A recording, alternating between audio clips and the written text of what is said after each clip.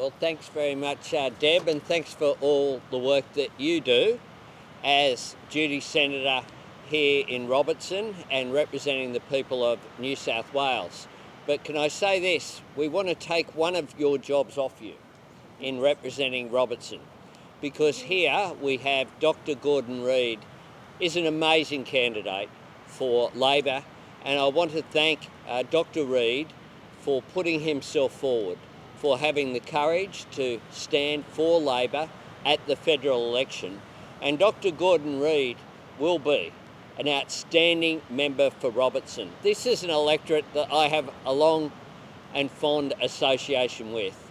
It's an area whereby I used to come for holidays at Ocean Beach Road, just up the road there, at Dulcie Whittingham's house when I was a young kid with my mum.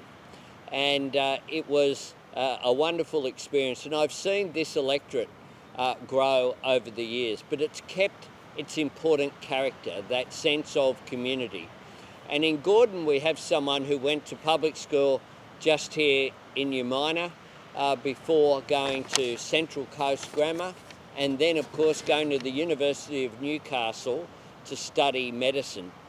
And Gordon during this period has been absolutely critical working in emergency at Wyong Hospital. During COVID, we once again have been reliant upon our health professionals, and none have done more than our doctors, our nurses, our people who work in our healthcare system.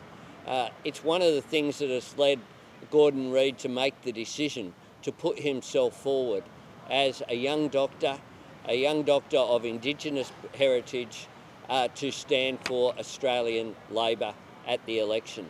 And I'm very confident that we can win this electorate, and Gordon Reid can be a strong voice in a Labor government for the people of the Central Coast, joining Emma McBride here as lifelong coasties who love this area and want to protect that area. And one of the things we need to do to protect the coast is to take action on climate change. I mean, this government have been in office now for almost 3 full terms. They're in the pre-election period.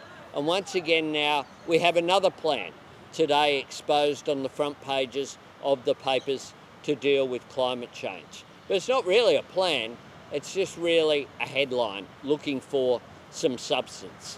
This is a government that can't even commit to net zero emissions by 2050, that now have Darren Chester leaving the National Party room to sit outside of that processes because he has no faith in the National Party or the coalition to actually take a sensible position on climate change.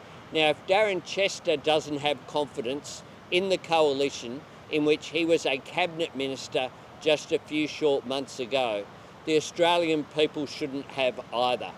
The fact is that Scott Morrison ridiculed the net zero emissions policy when I announced it after I became leader of the Labor Party. Scott Morrison has ridiculed renewables, ridiculed electric vehicles at the last election.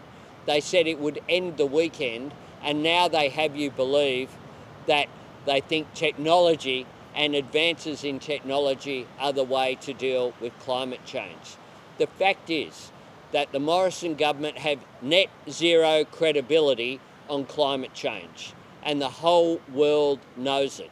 We are a pariah amongst our major trading partners in not adopting that policy. We're a pariah when it comes to every state and territory government supports net zero emissions by 2050, and collectively they have a target that is stronger than 26 to 28% reduction by 2030. That's the federal government's position. That it is also the case that the National Farmers Federation, the Business Council of Australia, all of our major banks, all of our major resource companies, companies like Telstra and Qantas all support net zero by 2050. And here you have a government led by Scott Morrison that isn't actually leading, a government that's just following. The Australian people know that we do need to take action on climate change, but this government just doesn't get it. They don't get that there are opportunities for jobs, opportunities for clean energy, and opportunities to reduce our power prices if we embrace the future and shape it in the interests of Australian jobs and the Australian people. We can be a renewable energy superpower. But here, closer to home, this government's extraordinarily backward position is exposed by the fact that they still haven't ruled out the PEP 11 project. This is a plan to have oil and gas drilling off the coast here, off our pristine coast, from the beaches of Sydney right up through the Central Coast up to Newcastle. This is an extraordinarily backward plan that can be ruled out today by Minister Keith Pitt, but he refuses to do so. He refuses to do so because this government takes people here on the Central Coast in Robertson for granted.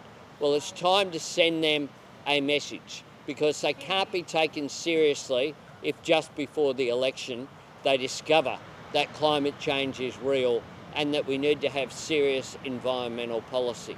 And that's why Dr Gordon Reid represents the best opportunity to have serious representation here on the coast. He's a proud coastie. He will be a great representative. He will bring that health expertise and experience to our national parliament, and I'm very proud to announce him as Labor's candidate for Robertson at the next election. Yeah.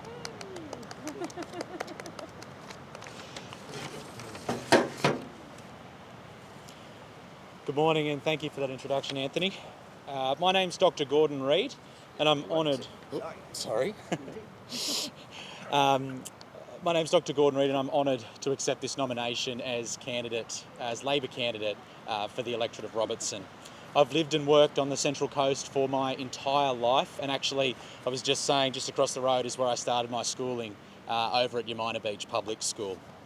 And I've been humbled during this COVID-19 crisis, during this COVID-19 pandemic, to have worked alongside my health colleagues in the emergency department here on the Central Coast, and it's been an honour, and I've been very proud to work alongside them.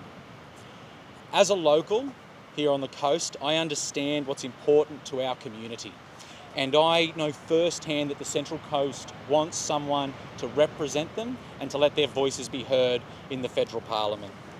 I'm looking forward to advocating for the health needs of our residents by supporting increased access and increased affordability of primary care and general practitioner services, which is of particular importance here on the peninsula.